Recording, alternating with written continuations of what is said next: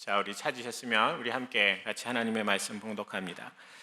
해질 때에 아브라함에게 깊은 잠이 임하고 큰 흑암과 두려움이 그에게 임하였더니 여호와께서 아브라함에게 이르시되 너는 반드시 알라. 내 자손이 이방에서 객이 되어 그들을 섬기겠고 그들은 400년 동안 내 자손을 괴롭히리니 그들이 섬기는 나라를 내가 징벌할지며 그 후에 내 자손이 큰 재물을 이끌고 나오리라. 너는 장수하다가 평안히 조상에게로 돌아가 장사될 것이요 네 자손은 4대 만에 이 땅으로 돌아오리니 이는 아모리 족속의 죄악이 아직 가득하지 아니하였느니라 하시더니 해가 져서 어두울 때에 연기나는 화로가 보이며 타는 횃불이 쪼갠 고기 사이로 지나가더라. 그날에 여호와께서 아브라함과 더불어 언약을 세워 이르시되 내가 이 땅을 애굽 강가에서부터 그 큰 강 유브라데까지 네 자손에게 주노니 곧 겐 족속과 그니스 족속과 간몬 족속과 헷 족속과 브리스 족속과 르바 족속과 아모리 족속과 가나안 족속과 기르가스 족속과 여부스 족속의 땅이니라 하셨더라. 아멘. 자, 이제 좀 마음을 좀 가다듬어서요, 우리 함께 말씀 보겠습니다.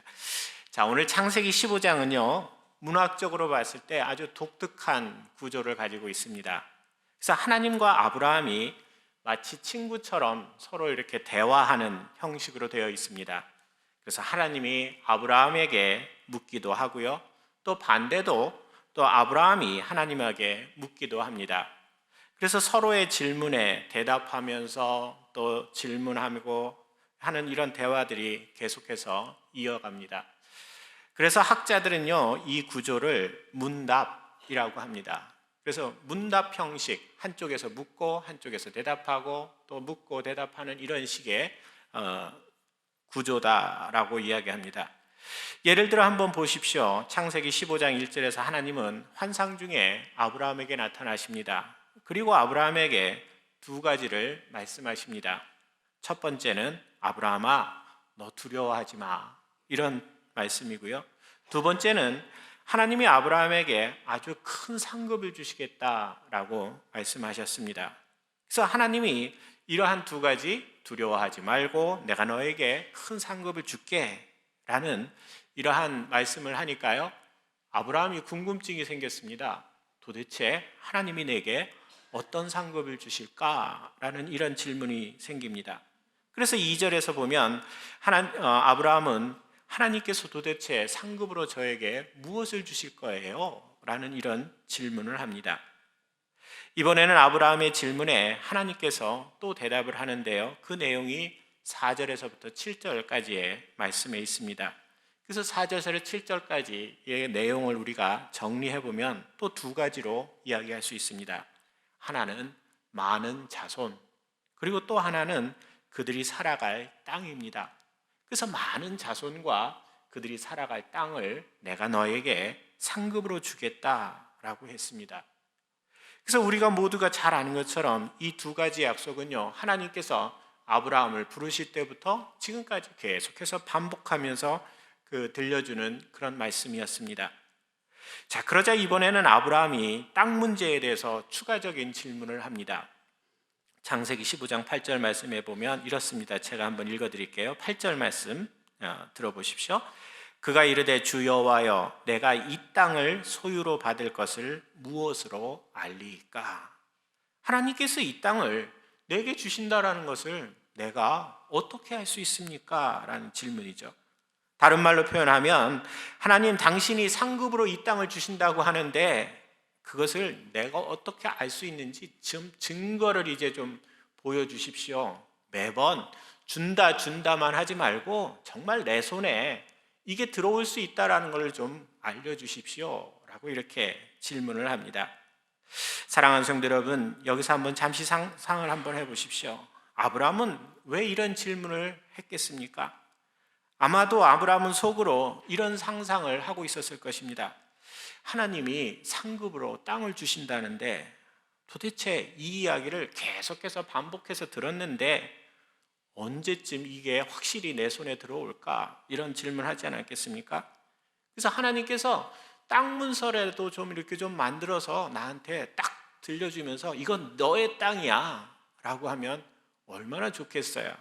그래서 그런 생각을 지금 아마 아브라함이 속으로 하고 있었나 봅니다. 그러니까요, 하나님께서 아브라함에게 증거로 이야기를 해 주시기로 결정을 하시고 언약을 체결하자라고 합니다. 그래서 오늘 말씀에 보면 하나님이 아브라함에게 암소, 또 암염소, 순양, 비둘기 이런 제물들을 준비하라라고 하셨습니다. 그런 후에 오늘 17절 말씀을 한번 보십시오. 17절 우리 한번 같이 읽겠습니다. 해가 져서 어두울 때에 연기나는 화로가 보이며 타는 횃불이 쪼갠 고기 사이로 지나가더라. 그날 밤에 그 제물 위에 쪼개놓은 그 제물 위에 하나님께 나타나셔서 그 사이를 지나가셨습니다. 그래서 이렇게 하심으로 인해서 이제 하나님은 가나안 땅을 아브라함에게 확실히 주셨다라는 것을 도장으로 딱 찍었습니다. 만약에 하나님이 아브라함과 지금 언약을 맺었는데 이것을 어긴다고 하면 오늘 앞에 갈라놓은 그 짐승들처럼 내가 그렇게 죽을 거야 라는 그런 거 아닙니까? 그래서 이제는 내가 너한테 이 땅을 확실하게 줄게 라고 도장을 꽉 찍어줬습니다. 이것이 아브라함이 하나님으로부터 받은 가나안에 대한 땅 문서입니다. 그런데요, 사랑하는 성도 여러분 잘 보십시오. 아브라함에게 주신 가나안 땅 문서에는요, 소유권 이전을 위한 조건들이 있었습니다. 내가 너한테 주는데 조건을 좀 붙일게. 이게 지금 하나님의 뜻입니다. 그래서 하나님이 제시하는 조건을 한번 보십시오. 오늘 13절, 14절 말씀입니다. 우리 13절, 14절 같이 읽겠습니다. 여호와께서 아브라함에게 이르시되 너는 반드시 알라. 네 자손이 이방에서 객이되어 그들을 섬기겠고 그들은 400년 동안 네 자손을 괴롭히리니 그들이 섬기는 나라를 내가 징벌할지며 그 후에 네 자손이 큰 재물을 이끌고 나오리라. 하나님은 땅을 이전해 주는 그 조건으로요, 가나안 땅을 주시는 시기와 그 방법을 정했습니다. 아브라함에게 가나안 땅을 주되 그 시기는 언제 주냐 하면 지금이 아닙니다. 앞으로 400년 후에 주시겠다고 하고요.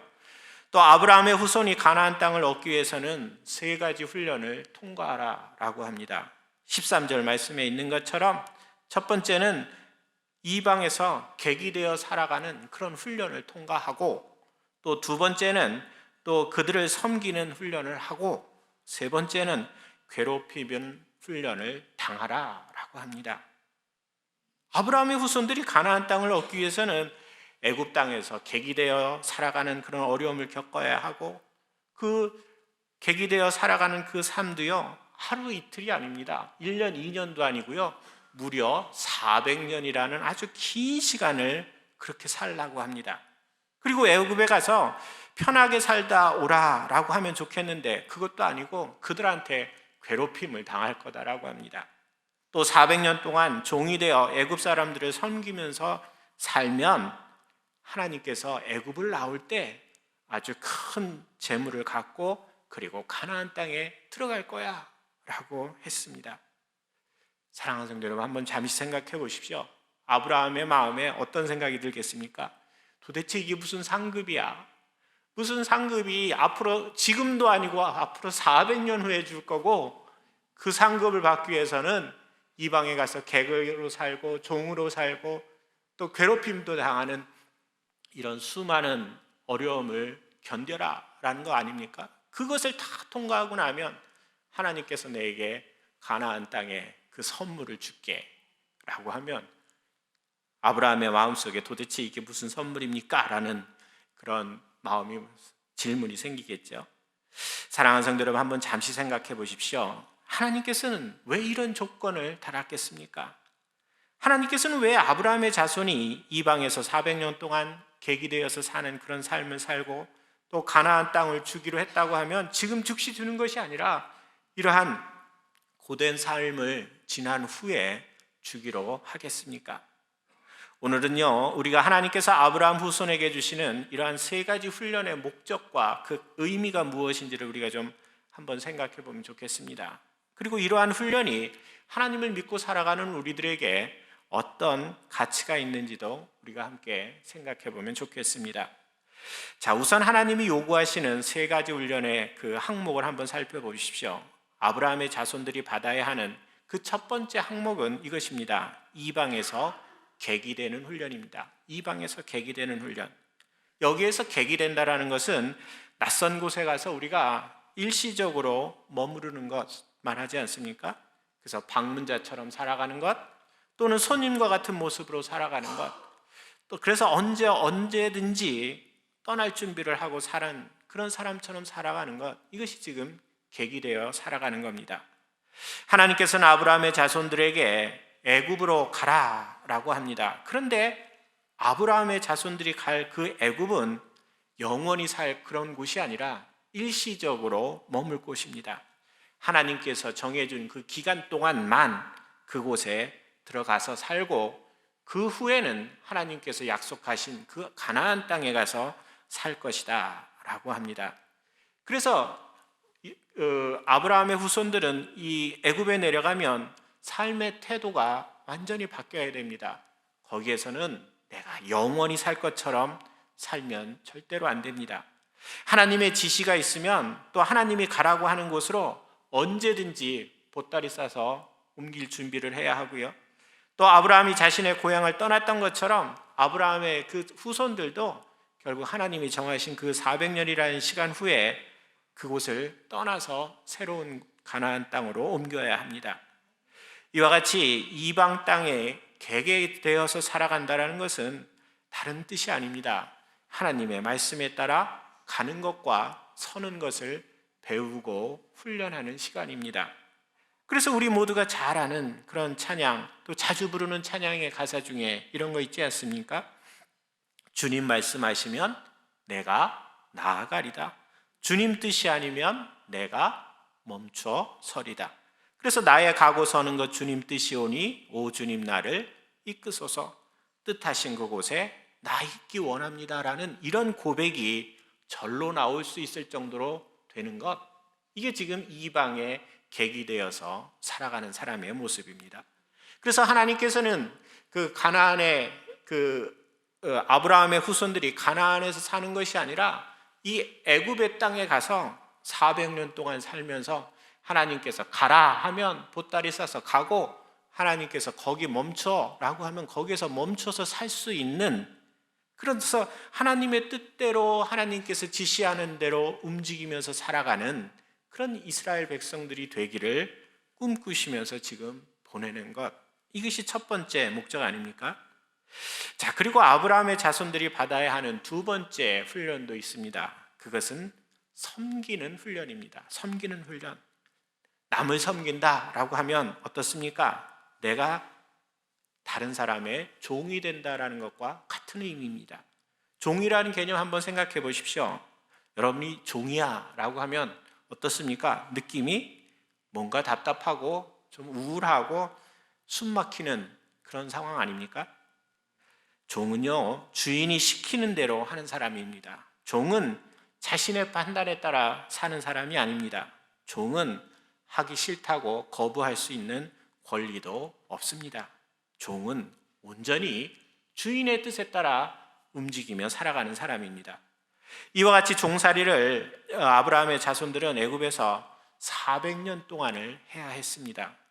이러한 종으로서의 삶을 훈련하면 그들은 어떻게 되겠습니까? 내 생각과 내 기준과 내 방법과 내가 좋아하는 내 생각대로 살아가는 그런 삶이 아니라 이제는 하나님의 뜻, 주인인 그 하나님의 뜻을 따라 움직이는 그런 삶이 몸에 배지 않겠습니까?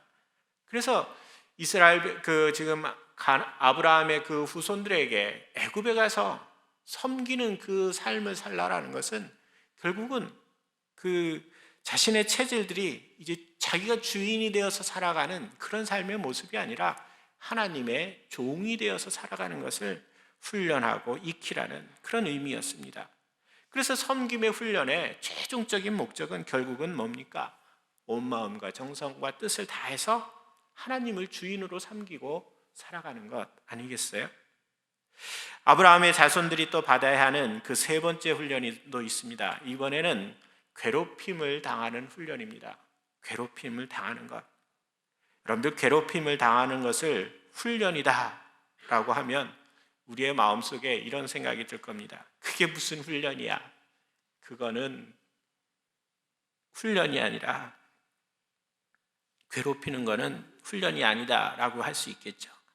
그런데 괴롭힘을 당하는 것이 우리에게 그 유익을 가져다 주는 부분이 있습니다. 괴롭힘을 당할 때 우리는 그곳으로부터 빨리 벗어나고자 하는 그런 마음이 생깁니다. 심한 괴로움 속에서 나의 능력의 그 한계를 발견할 때 우리는 괴롭히게 하는 그 누군가로부터 빨리 벗어나고자 하는 그런 마음이 생기죠. 그래서 아브라함의 자손은 지금 애굽에서 심한 노역을 나중에 당하지 않습니까? 그래서 출애굽기 3장 7절에 보면 그들이 애굽에서의 삶이 얼마나 고되고 힘들었는지를 이렇게 표현합니다. 탄식하며 부르짖었다라고 합니다. 그래서 이 소리가 하나님께도 들렸습니다. 그래서 하나님께서는 결국은 그 이스라엘 백성들을 그 애굽에서 끌어내지 않습니까? 그래서 시편 119편 71절에 보면 시편 기자는 그 고난당하는 것을 이렇게 표현합니다. 고난당하는 것이 내게 유익이라 이로 말미암아 내가 주의 율례들을 배우게 되었나이다. 고난당하는 것, 괴롭힘 당하는 이것이 오히려 내게 유익이 되었다라는 겁니다. 육신적으로는 힘들고 어렵고 고통스러운 일이지만 그것을 통해서 내가 하나님의 법, 하나님의 뜻이 무엇인지를 또 하나님을 찾는 그런 은혜를 누리게 되었다라는 거 아니겠어요? 우리의 신앙생활에서도 우리가 현실적인 문제로 또 사람들의 관계로 인해서 또는 내 안에서 발견되는 그런 죄성들 때문에 괴롭힘을 당할 때 우리가 하는 것이 있습니다. 하나님을 찾는 겁니다. 나의 구원자, 드디어 하나님이 내게 구원자가 필요하다라는 것, 그것을 부르기 시작하는 것은요, 편안하고 안락하고 모든 것이 잘 될 때에 찾기보다는 내 안에 괴롭힘, 고난이라는 것, 삶의 역경이라는 수많은 짐이 나를 짓눌러서 도저히 내가 어떻게 해결할 수 없을 그런 상황이 되었을 때 구원자를 찾습니다. 그래서 그러한 괴롭힘을 당하기 전에 우리가 하나님의 얼굴을 구하면 얼마나 좋겠습니다. 그런데 절대 우리는 그렇지 않아요.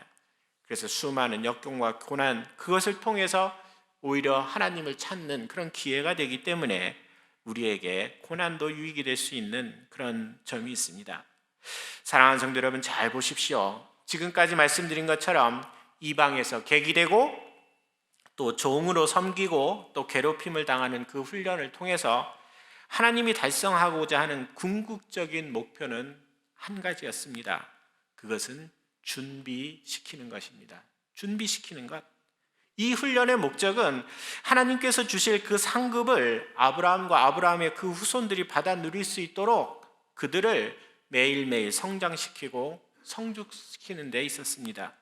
그래서 앞으로 그들에게 주실 그 가나안 땅에 들어가서 그들이 하나님이 주시는 그 상급인 가나안 땅을 충분히 누리면서 살 수 있도록 모든 준비를 하는 것, 이것이 지금 하나님의 목적 아니겠습니까? 하나님이 아브라함 자손에게 400년이라는 그 기간 동안을 훈련받게 했다는 점도 우리가 한번 생각해 보십시오. 이 400년이라는 긴 시간이 우리에게 주는 의미가 있습니다. 우리가 성장과 성숙 이야기할 때 우리가 꼭 범하는 세 가지 오류가 있습니다. 신앙의 성장이 되었든 또 아니면 또 우리가 인간의 육체적인 성장이 되었든 성장과 성숙이라는 것을 얘기할 때 우리가 범하는 오류가 있는데요. 첫 번째 오류는 이런 오류입니다. 성장과 성숙이라는 것은 어느 순간에 갑자기 이루어질 것이다 라고 기대하는 겁니다. 어느 순간에 갑자기 이루어질 것. 그런데요, 성숙은 절대로 어느 순간에 이루어지지 않습니다. 성숙은 또 성장은 오랜 시간에 걸쳐서 일어나는 결과입니다. 그래서 성숙은 성숙해지는 그 시간이 지나야 되고 또 성숙에 대한 갈망이 우리 안에 있어야 하고 또 성숙을 위한 고통이라는 이것을 경험해야만 이루어집니다. 그래서 우리의 옛말에 우리 모두가 하는 말이 있지 않습니까? 아픈 만큼 성숙해진다 라는 이런 말이 있습니다. 성숙의 시간을 보내기 위해서는 그 아픔이라는 그 고통이라는 오랜 시간을 견뎌야만 그때 성장과 성숙이라는 그 결과가 주어집니다. 그래서 우리에게 성장과 성숙이라는 것을 꿈꾼다고 하면요, 하루아침에 될 거다라고 기대하지 마십시오. 또 나 자신도 그렇게 한순간에 성장과 성숙이라는 게 이루어질 거다라고 기대하지도 말고, 또 상대방도 한순간에 그렇게 변할 거라고 생각하지 마십시오. 오랜 시간이 필요하다라는 것, 그것을 우리가 인정하고 인정해 주면 좋겠습니다. 또 다른 또 오류가 있습니다. 그것은 하나님이 모든 것을 다 알아서 하실 일이다라는 겁니다. 그래서 나는 하나님께서 다 하실 것이기 때문에 아무것도 안 하고 그냥 가만히 있어도 나는 자연스럽게 성장하고 성숙될 거야 라고 생각합니다. 그래서 하나님의 능력에 의해서 성숙되기를 기다리며 우리는 아무것도 안 해도 된다라고 생각하는데 그것도 잘못된 생각입니다. 중요한 것은 하나님께서 끊임없이 성장과 성숙으로 이끌어 가지만 그 가운데 분명히 인간의 노력도 한 부분 같이 해야 합니다. 여러분들 한번 생각해 보십시오. 그 사도 바울이 하는 이야기 있지 않습니까? 자라나게 하시는 이는 하나님이시고, 그리고 사도 바울과 또 베드로 또 이런 사람들은 무엇했습니까? 끊임없이 물을 주지 않습니까? 누군가의 성장과 성숙을 하기 위해서는 사람의 노력인 그 물 주고 가꿔주고 또 돌봐주는 그런 것도 있어야 되고, 또 하나님께서 그 모든 것을 이끌어 가시는 그 하나님의 은혜라는 그런 파트도 있어야 됩니다. 그래서 우리만의 노력도 아니고 하나님만의 노력도 아닙니다. 그래서 하나님과 우리가 함께 할 때 성장과 성숙이라는 것이 이루어집니다. 또 마지막 오류도 있습니다. 우리가 신앙과 신앙의 성장과 성숙을 이야기할 때 그 가지는 오류는 어느 특정한 한 분야에서만 성장하고 성숙하려고 하는 생각입니다. 어느 한 부분. 예를 들어 우리가 말씀만 많이 알고 영적이고 신비한 그런 어떤 체험을 하면 우리는 성숙해졌다라고 생각할 수 있습니다. 그러면서 반대로 우리의 인격의 성숙이나 행동이나 어떤 삶의 변화에 이런 성숙이는 무시하고 넘어가는 그런 태도가 있습니다. 근데 이런 것은 올바른 것이 아니죠. 여러분들 한번 생각해 보십시오. 어떤 사람이 성경 말씀을 아주 잘 알고요, 신비한 영적인 체험도 하고 또 방언도 하고 기도 생활도 하고 또 예배나 교회의 모든 모임에 아주 잘 참석한다고 해보세요. 그런데 이 사람이 정서적인 면에서는 아주 성숙하지 못해서 자신의 감정을 있는 그대로 사람들한테 그대로 표현합니다. 화가 나면 참지 못해서 있는 대로 그대로 표현하고, 또 다른 사람의 의견 나와 다르다고 하면 그걸로 인해서 마음 상해서 큰 소리 빡빡 치고요. 이러한 사람을 만난다고 해보십시오. 이 사람은 영적으로는 굉장히 성숙한 그런 사람이지만 반대편에 정서적인 면에서는 어린아이와 같습니다. 그렇다면 이 사람의 전인격적인 성숙은 무엇으로 결정될 것 같습니까? 영적인 아주 잘 자란 그 영적인 성숙이 이 사람의 성장이나 성숙을 평가합니까? 아니면 가장 낮은 덜 발달된 그 부분이 그 사람의 성장과 성숙을 결정하겠습니까? 큰 부분이 아니라 작은 부분입니다.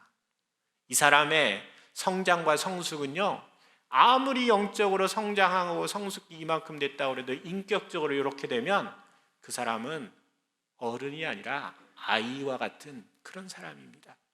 그래서 우리가 늘 생각해 봐야 되는 것은 성장과 성숙이라는 것이 모든 면에서, 전인격적인 면에서 우리가 균형을 이루도록 해야 합니다.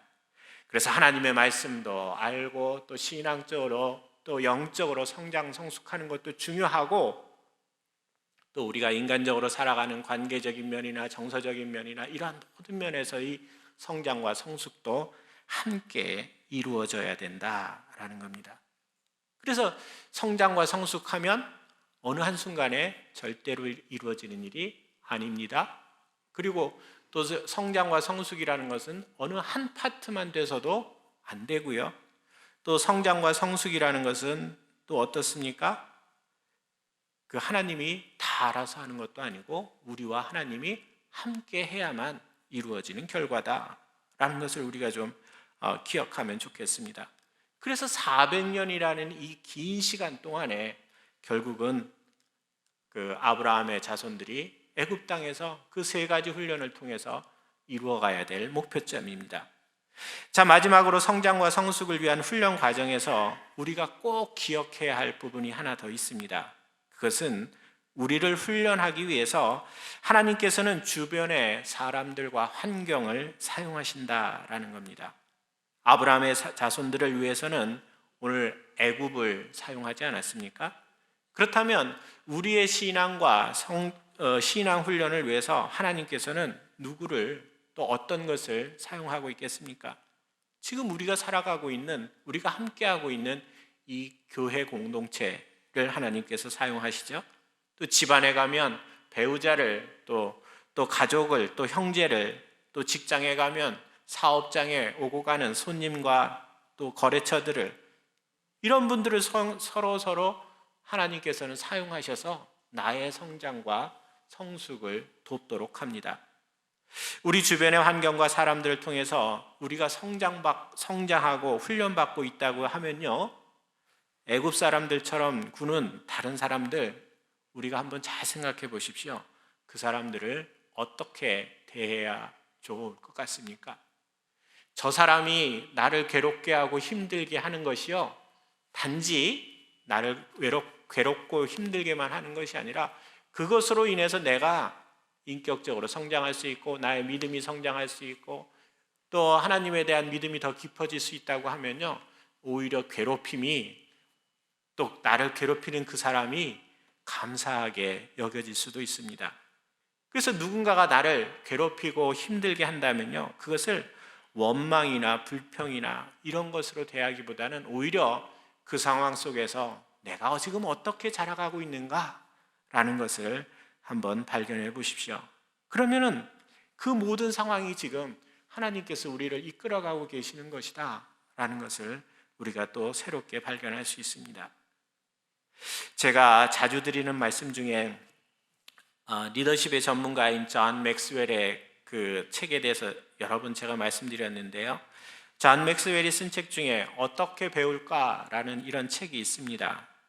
이 책에는 우리가 살아가면서 그 때때로 범하는 우리 실수, 실패 이런 것이 많이 있는데, 그런 실수와 실패라는 것이 어떻게 하면 나에게 유익이 되는가, 유익이 되도록 할 수 있는지를 이야기하는 질문들이 있습니다. 그래서 존 맥스웰은 우리가 실수를 할 때마다 7가지 질문을 해보라라고 합니다. 첫 번째 질문은 이런 것입니다. 내가 실수하고 실패했을 때 내가 뭐가 잘못됐지? 라는 이런 질문. 그리고 또 언제부터 이렇게 됐을까? 또 어디가 잘못됐을까? 왜 잘못됐지? 도대체 이런 일이 여기까지 올 때까지 나는 뭘 했나? 라는 이런 5가지 질문입니다. 뭐가 잘못됐고, 언제부터, 어디서부터, 왜, 그리고 이 일이 이렇게 될 때까지 나는 무엇을 했나? 예를 들어 오늘 같으면 이런 거죠. 에어컨이 히터가 이렇게 고장이 나갖고서는 동작이 안 하잖아요. 그럼 목사인 제 입장에서 무슨 생각이 들까요? 오늘 딱 이거예요. 뭐가 잘못됐지? 언제부터 이렇게 됐지? 어디가 잘못됐지? 왜 잘못했지? 그리고 제가 저 앞에 앉아서 오늘 기도하면서 생각한 건 이겁니다. 일이 이 지경이 되도록 난 뭐 했나? 이 생각이 들면요, 목사로서, 아니 한 사람의 하나님 앞에 있는 성도로서 삶이 부끄러워요. 도대체 일주일 내내 도대체 뭐 했길래 그 고장 나갖고서는 지금 우리가 이렇게 추운 데서 이렇게 예배드리게 만들었을까? 그러면요, 스스로 자책감도 들고요, 참 그래요 마음이. 그래서 이 5가지 질문을 우리가 하고, 자, 근데 중요한 것은요, 이렇게 5가지 질문만 하면요, 내가 지금 무엇을 잘못했나? 나는 이거밖에 안 되나? 뭐 이런 비참함, 또 자책감, 뭐 이런 것에만 빠지기 쉽습니다. 자, 그런데 존 맥스웰은요, 우리가 경험한 그 실수가 최고의 스승이 되기 위해서 2가지 질문을 더하라고 합니다. 지금까지 했던 질문에다가 2가지를 더하는데 이것입니다. 첫 번째는, 이 경험에서 나는 무엇을 배웠는가? 내가 이 경험을 통해서 무엇을 배웠는가? 그리고 이 배운 것을 그 다음에는 어떻게 적용할 것인가입니다. 지금 만난 이 실수나 실패나 잘못된 것을 통해서 우리가 무엇을 배웠고, 그 배운 것을 다음에는 어떻게 적용할 건가? 그래서 이 2가지까지 포함을 해야만 그때부터 우리는 성장과 성숙이라는 것을 이루어갈 수 있습니다. 그래야 똑같은 실수, 똑같은 잘못을 계속해서 반복하는 그런 어리석음을 범하지 않겠습니까? 그래서 우리의 늘 마음속에 여러분들 한번 생각해 보십시오. 성장과 성숙이라는 것, 그것을 꿈꾼다고 하면 그 성장과 성숙에는 늘 이 경험을 통해서 나는 무엇을 배웠고, 그것을 나는 그 다음에 어떻게 적용할 건가라는 이 2가지가 항상 함께 있어야 한다라는 겁니다. 그래서 아브라함의 자손들이 지금 애굽에 가서 400년이라는 그 시간 동안에 객이 되어서 살아가고 종이 되어서 섬김을 훈련하고 괴롭힘을 당하는 이 시간 동안에 끊임없이 앞에서 얘기했던 5가지, 뭐가 잘못됐지, 언제부터, 어디가, 왜, 나는 도대체 여기까지 되도록 뭐 했나? 라는 여기까지만 된다면 매일같이 신세한탄이고 자책이고 자기의 부족하고 연약함만 드러내는 겁니다.